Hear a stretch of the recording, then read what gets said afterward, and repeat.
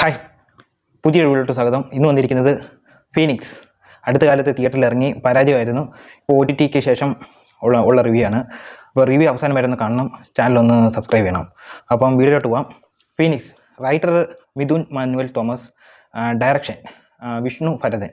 ഇത് ഒരു വ്യത്യസ്തമാർന്ന ഒരു ഹൊറർ മൂവിയാണ്. ഇത് ഇപ്പോൾ സാധാരണ ഒരു ഹൊറർ മൂവി എന്നൊക്കെ പറഞ്ഞു കഴിഞ്ഞാൽ ഇപ്പം നമുക്ക് ഒരു വീട്, ഇപ്പം ഒരു വീട്ടിനകത്ത് എന്തെങ്കിലും ശല്യം കാണും, അപ്പോൾ അതിനകത്ത് നോക്കുമ്പോൾ ഒരു ദുർമരണം കാണും. അങ്ങനെയൊക്കെ മലയാള സിനിമയിൽ പണ്ട് തൊട്ടേ ഉള്ള കുറേ സ്റ്റോറീസ് ഇങ്ങനെ പൊയ്ക്കൊണ്ടിരിക്കുന്നത്. ഇപ്പോഴും ചിലയിടത്തൊക്കെ അത് തന്നെയാണ് അപ്ലൈ ചെയ്യുന്നത്. അതിൽ നിന്ന് വ്യത്യസ്തമാർന്ന ഒരു ചെറിയ രീതിയിലൊന്ന് വ്യത്യസ്തമാർന്ന ഒരു രീതിയിലാണ് ഫീനിക്സിൽ അവതരിപ്പിച്ചേക്കുന്നത്. ടോട്ടലി നോക്കുവാണെങ്കിൽ ഇതൊരു OTTക്ക് കൊടുക്കാവുന്ന ഒരു സിനിമയാണ്. തിയേറ്ററിനകത്ത് കയറാൻ ആളുകൾ മടി കാണിക്കുന്നതും ഇതേപോലത്തെ ഉള്ള ഒരു ചെറിയ സിനിമയ്ക്ക് ഇത് ചിലപ്പം OTTക്ക് കൊടുത്തായിരുന്നെങ്കിൽ കുറേ ആൾക്കാരിൽ എത്തിയേനെ. ഇപ്പം എനിക്ക് നോക്കുകയാണെങ്കിൽ നല്ലൊരു ചെറിയൊരു നല്ല സിനിമയെന്ന് വേണമെങ്കിൽ പറയാം. ചെറിയൊരു നല്ല സിനിമ. അപ്പോൾ അത്യാവശ്യം ഇതിനകത്ത് പേടിക്കാനുള്ള ഒന്നും അങ്ങനെ വന്നിട്ടില്ല, എങ്കിലും ഒരു വ്യത്യസ്തമാർന്ന ഒരു സ്റ്റോറി.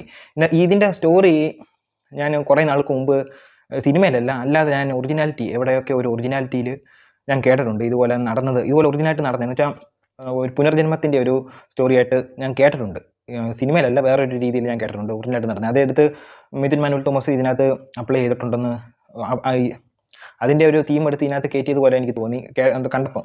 പിന്നെ ഇതിനകത്ത് നോക്കുകയാണെങ്കിൽ ഡയറക്ഷനും എല്ലാം പുതിയ രീതി എന്ന് പറഞ്ഞാൽ ഡാർക്ക് രീതിയിൽ എടുത്തിട്ടുണ്ട്. നല്ലോണം അതിനകത്ത് ഇമോഷനൊക്കെ അവസാനമുള്ള നിർത്തിയേക്കുന്ന ഇമോഷനൊക്കെ ചെറിയ രീതിയിൽ നല്ല രീതിയിൽ ടച്ച് ആയിട്ടുണ്ട്. ഇതിനകത്ത് അവതരണ ശൈലി നോക്കുകയാണെങ്കിൽ അജു വർഗീസ് ഇച്ചിരി സീരിയസ് റോൾ ആയി വരുന്ന സീരിയസ് ആയിട്ട് വരുന്ന റോൾ ചെയ്ത് തുടങ്ങിയിട്ടുണ്ട്. പക്ഷേ ഇതിനകത്തോട്ട് വരുമ്പം ചില സ്ഥലത്ത് എയർ പിടിച്ചെന്ന് വെച്ചാൽ ആ ക്യാരക്ടർ ആവാൻ കിടന്ന് ബുദ്ധിമുട്ടിയതിൻ്റെ കൂട്ട് തോന്നുന്നുണ്ട്. ആ ഒരു ബുദ്ധിമുട്ടേ ഉള്ളൂ. ബാക്കിയെല്ലാം നോക്കുകയാണെങ്കിൽ നമുക്കിതെന്തുവാണെന്ന് അറിയാൻ വേണ്ടി ഉള്ളൊരു ആകാംക്ഷയിലൂടെ ഇങ്ങനെ പോകുന്നുണ്ട്.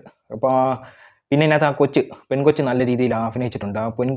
എന്തുമായാലും ഈ ഒരു കൊച്ചിന് എന്തെങ്കിലും ഒരു ബാലതാരത്തിനുള്ള അവാർഡോ എന്തെങ്കിലുമൊക്കെ കൊടുത്താൽ നല്ലതായിരിക്കും. നല്ല രീതിയിൽ അവസാനം ഒരു വലിയ രീതിയിൽ വലിയ ആൾക്കാരുടെ കൂട്ട് ആ ഒരു അവതരണ ശൈലി നല്ല രീതിയിൽ വന്നിട്ടുണ്ട്. എനിക്ക് നല്ലോണം ഒരു ഫീൽ ആയിട്ടുണ്ട്. പിന്നെ മലയാളത്തിലുള്ള ചില സിനിമകൾ എടുത്ത് നോക്കിക്കഴിഞ്ഞാൽ കൊച്ചുനാളിലൊക്കെ നമ്മുടെയൊക്കെ കൊച്ചിയിലൊക്കെ കുറേ ഹൊറർ പടങ്ങൾ കണ്ടിട്ടുണ്ട്. ഏറ്റവും എനിക്ക് പേടി വന്നിട്ടുള്ളതെന്ന് പറഞ്ഞാൽ മേഘസന്ദേശമൊക്കെ കണ്ട് രാത്രി കിടക്കാൻ പേടിയുള്ള ഒരു സമയം ഉണ്ടായിരുന്നു. ഇപ്പം കണ്ട കോമഡി ആയിട്ട് തോന്നും മേഘസന്ദേശം, ആകാശഗംഗ അങ്ങനെയൊക്കെയുള്ള സിനിമ. പിന്നെ അത് കഴിഞ്ഞിട്ട് കുറച്ചും കൂടെ കഴിഞ്ഞിട്ടാണ് സമ്മർ പാലസ് കണ്ടത്. സമ്മർ പാലസ് ആ സമയത്തൊക്കെ കണ്ടപ്പം ഒറ്റയ്ക്ക് കിടക്കാനൊക്കെ ഉള്ള പേടിയൊക്കെ ഉണ്ടായിരുന്നില്ല. ക്ലൈമാക്സ് കണ്ടിട്ട് ഇപ്പം കാണുവാണെങ്കിൽ അതുപോലത്തെ ഒരു തൊലിഞ്ഞ പടം കണ്ട് പേടി പോലും വരുന്നില്ല. പേടി അടുത്തൂടെ പോലും പോയിട്ടില്ല. ഇപ്പം അടുത്ത കാലത്ത് കണ്ട് പേടിച്ചെന്ന് പറഞ്ഞാൽ ചെറിയൊരു ഞെട്ടലുണ്ടായ ഒരു ഫീലിംഗ് ഉണ്ടായ ഒരു പടം എന്ന് പറഞ്ഞാൽ ഭൂതകാലം എന്നുള്ളൊരു ഇതുണ്ടായിരുന്നു. അതിനകത്ത് അത്യാവശ്യം നല്ല രീതിയിൽ പേടിപ്പിക്കാനുള്ളതൊക്കെ വന്നിട്ടുണ്ട്. പിന്നെ എല്ലാവരും പേടിച്ചിരുന്ന സിനിമ ആകാശഗംഗ 2ഉം ചന്ദ്രമുഖി 2ഉം. അയ്യോ, ഇത് കണ്ട് ഇപ്പോഴും ആ ഞെട്ടൽ മാറിയിട്ടില്ല, ഞെട്ടൽ മാറിയിട്ടില്ല. അത്രയും വലിയൊരു സ്റ്റോറി ആയിരുന്നു ഇതിൻ്റെ രണ്ടിൻ്റെയും.